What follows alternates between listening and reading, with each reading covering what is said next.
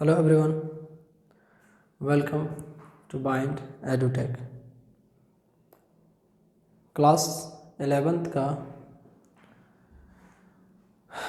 जो यूनिट है thermal properties of matter, इसमें अभी हम लोग हीट का स्टडी कर रहे हैं। और हीट में लास्ट क्लास तक में हम लोगों ने different types of states of matter के बीच में जो ट्रांजिशन होता है उसका स्टडी किए थे।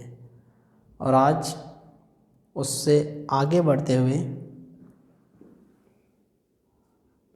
एक टॉपिक है लेटेंट हीट। इसको हिंदी में बोलते हैं गुप्त ऊष्मा। लेटेंट, इस वर्ड का मीनिंग होता है छिपा हुआ। ठीक है, तो देखिए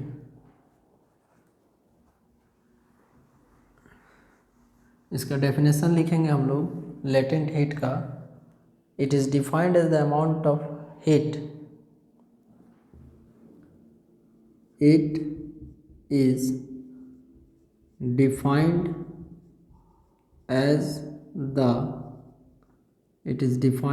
as the amount of heat required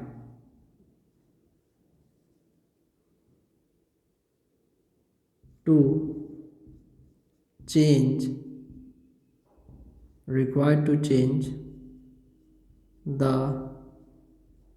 state of substance without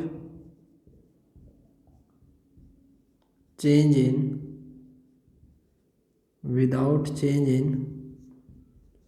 its temperature। देखिए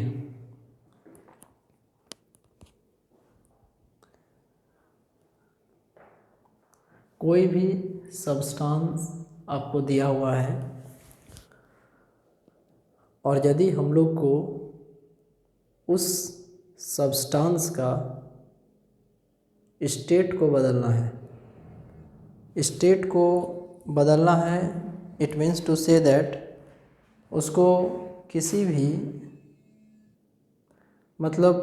कोई भी सब्सटेंस है उसको एक स्टेट से दूसरे स्टेट में हम लोग को बदलना है, तो उसके लिए जितना हीट का ज़रूरत पड़ेगा, शर्त यही है कि उसका टेम्परेचर में कोई भी बदलाव नहीं होना चाहिए। जैसे देखिए ये आपको सपोज कीजिए एक सॉलिड है, इस सॉलिड को आपको लिक्विड में बदलना है।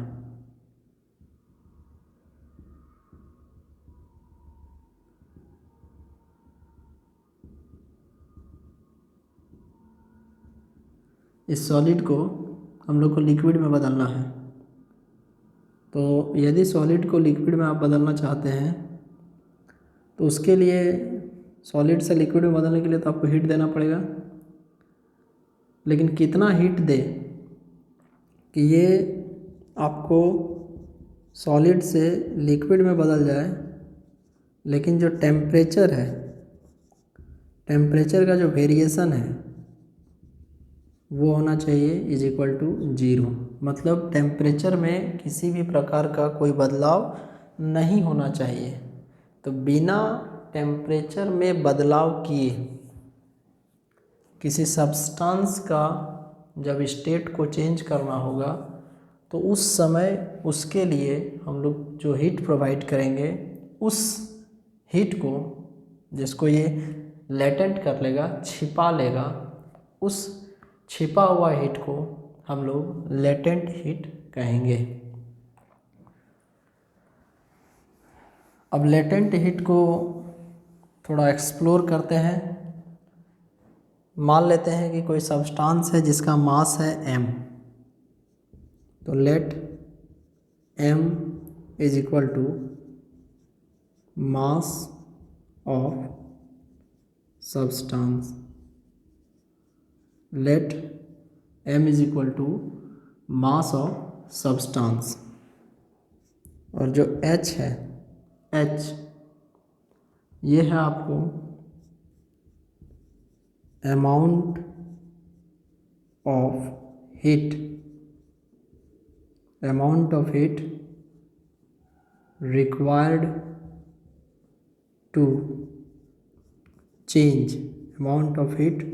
required to change state of substance without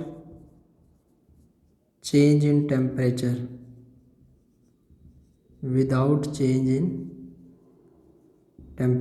Amount of heat required to change state of substance without change in temperature. एक और चीज़ में ऐड करना पड़ेगा, at normal pressure 1 atm 760 mm of Hg at sea level 1 atm 1 atmospheric। मतलब जो H है वो आप लोग को अमाउंट ऑफ हीट को बता रहा है जो कि ज़रूरी होगा स्टेट को बदलने के लिए एट नॉर्मल प्रेशर। अब इसमें आगे बढ़ेंगे तो then we will have that mathematical form में लिख सकते हैं, इट इज़ फाउंड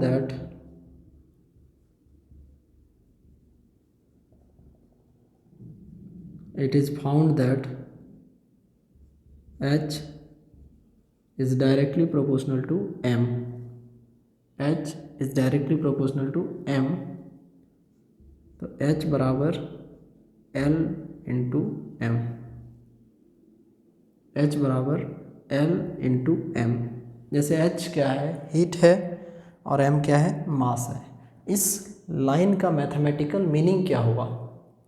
इसका मैथमेटिकल मीनिंग ये हुआ कि जो सब्सटेंस का मास ज़्यादा होगा उसको ग्रेटर अमाउंट में हीट का ज़रूरत पड़ेगा, और जिस सब्सटेंस का मास कम होगा उसके लिए हीट का ज़रूरत भी कम पड़ेगा। तो H is directly proportional to M। इसका मतलब ये हुआ कि जिस सब्सटेंस हैवी मास का होगा उसके लिए हीट का ज़रूरत ज़्यादा पड़ेगा स्टेट को चेंज करने के लिए, और जो सब्सटेंस का मास कम होगा उसके लिए कम हीट का ज़रूरत पड़ेगा। तो यहाँ पर जब हम लोग प्रोपोर्शनलिटी का साइन को हटाएं तो एक कांस्टेंट लगा, तो यहाँ पर लिखेंगे L क्या है, तो L जो है एक प्रोपोर्शनलिटी कांस्टेंट है। L is a proportionality constant called latent heat of the substance. L एक proportionality constant है which is called as the latent heat of substance। तो यहाँ से यदि हम लोग लेटेंट हीट का एक अल्टरनेटिव डेफिनेशन निकालना चाहें, एक ऐसा डेफिनेशन जो कि सेकेंड फेज में सही हो सकता है, तो उसके लिए यदि यहाँ पर H is equal to L dot M है,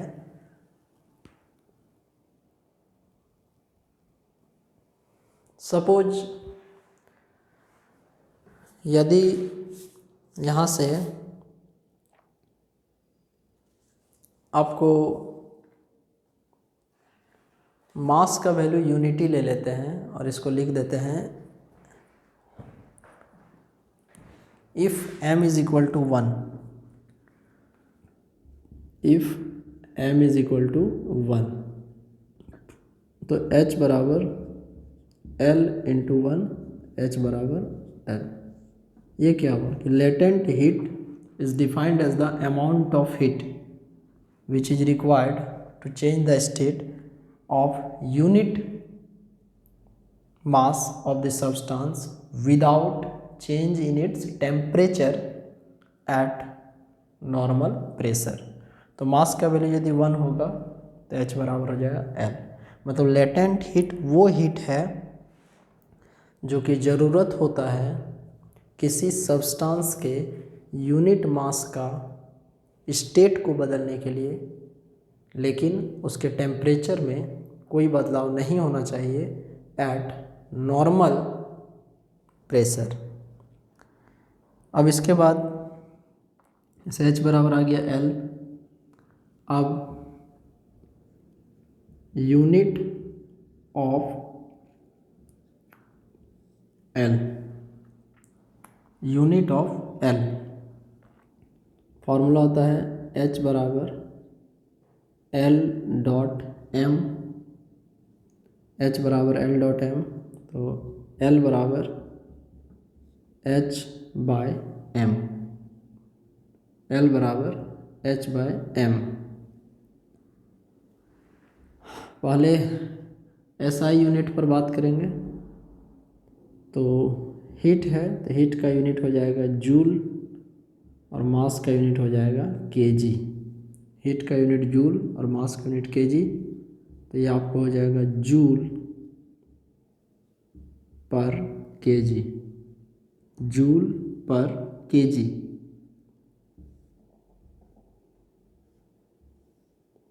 ये आपको आया SI यूनिट।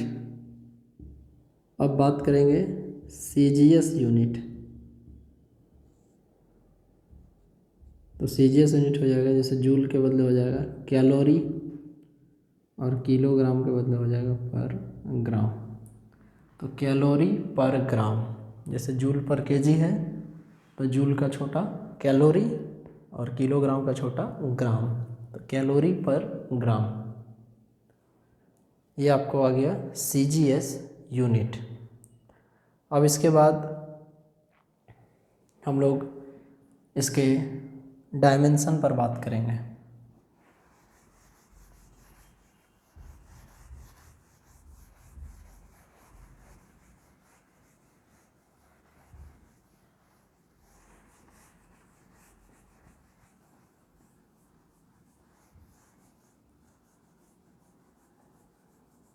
लेटेंट हीट का डायमेंशन जानने के लिए आपको हीट और मास का डायमेंशन जानना होगा। तो लिखेंगे डायमेंशन ऑफ लेटेंट हीट,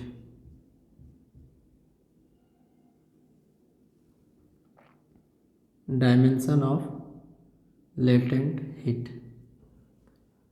तो जैसे फॉर्मूला हो जाता है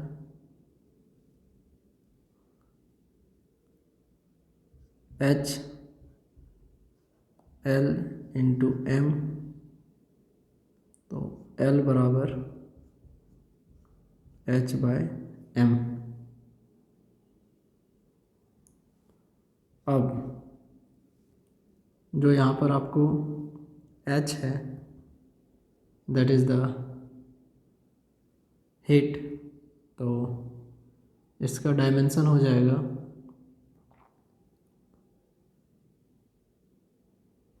हीट का जो डायमेंशन होता है वो वर्क डन के इक्विवेलेंट होता है। तो M L2 T -2 और मास का हो जाता है M। तो यहाँ पर M L2 T -2 by M, तो लेटेंट हीट का dimension L is equal to M 0 हो जाएगा L2 T -2। Now don't get confused about this, actually this L is representing this L is representing the latent heat, but this L is representing the length, and the time is representing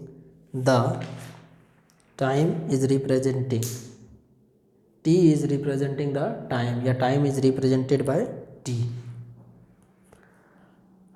अब इसके बाद कुछ examples पर बात करेंगे latent heat का। देखिए example,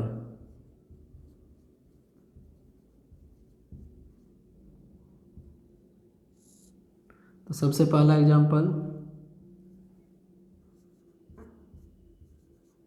when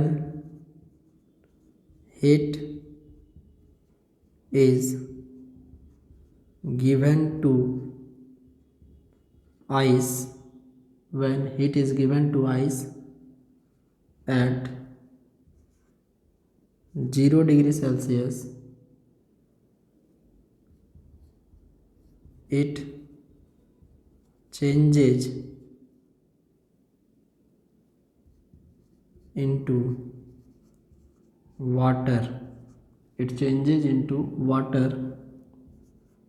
without change in its temperature. When heat is given to ice at 0 degree Celsius, it changes into water without change in its temperature. मतलब ये हुआ कि जब भी कभी आप, जैसे आइस है, आइस ऑलरेडी सॉलिड है और वो लिक्विड में बदलता है एट 0 डिग्री सेल्सियस, लेकिन यदि आप एक्सटर्नल रूप से और भी हीट देते हैं तो वो हीट इसके अंदर लेटेंट हीट के रूप में रह जाएगा, वो हीट इसके अंदर लेटेंट हीट के रूप में रह जाएगा। अब इसके बाद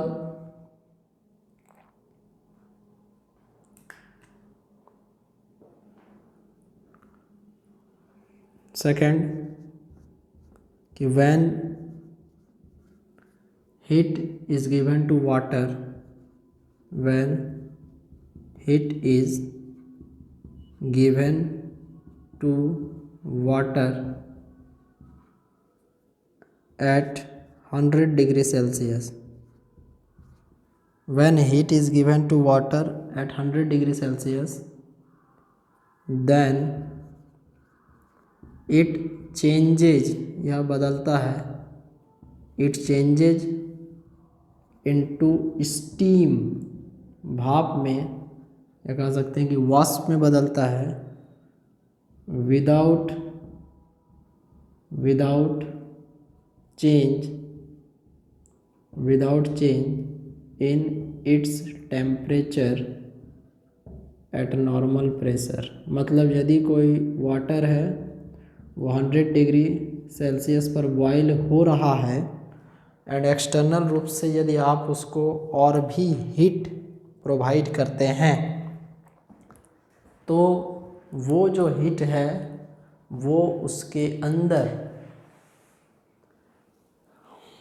स्टोर हो जाएगा in the form of latent heat. अब इसके बाद हम लोग देखेंगे लेटेंट हीट के जो टाइप्स होते हैं वो क्या क्या होते हैं। तो लेटेंट हीट दो तरह का होगा,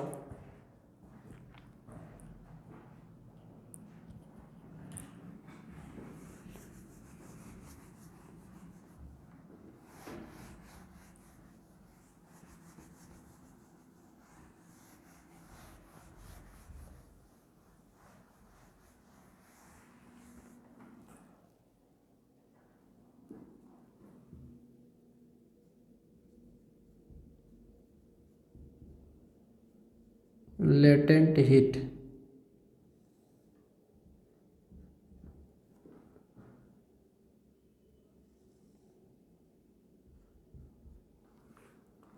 देखिए इसमें हम लोग देखेंगे,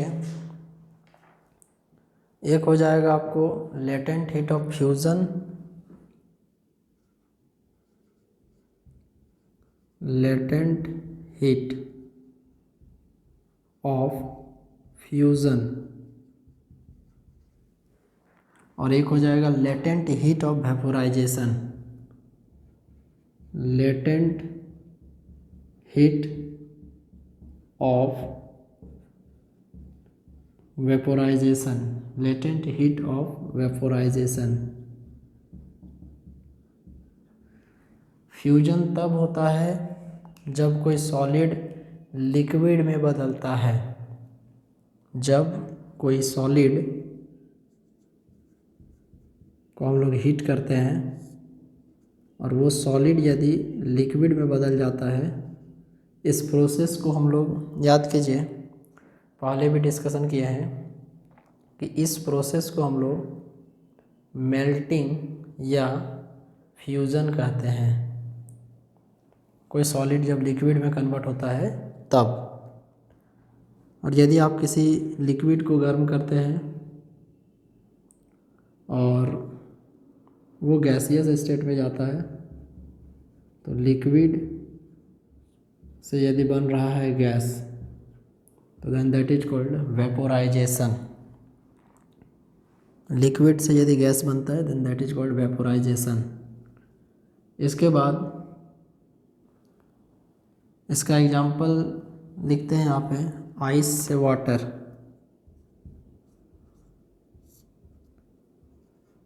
आइस सॉलिड स्टेट में है एंड जो वाटर है वो लिक्विड स्टेट में है, और ये यहाँ पर हम लोग लिख सकते हैं वाटर से vapour,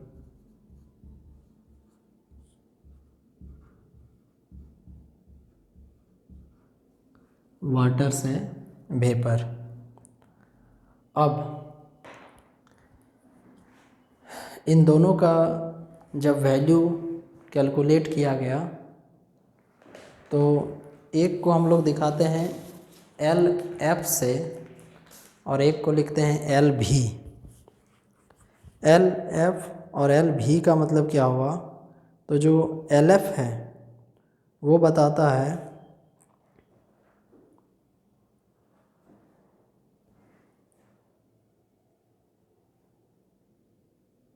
latent heat of fusion, और जो LV है वो बताता है लेटेंट हीट ऑफ वेपोराइजेशन।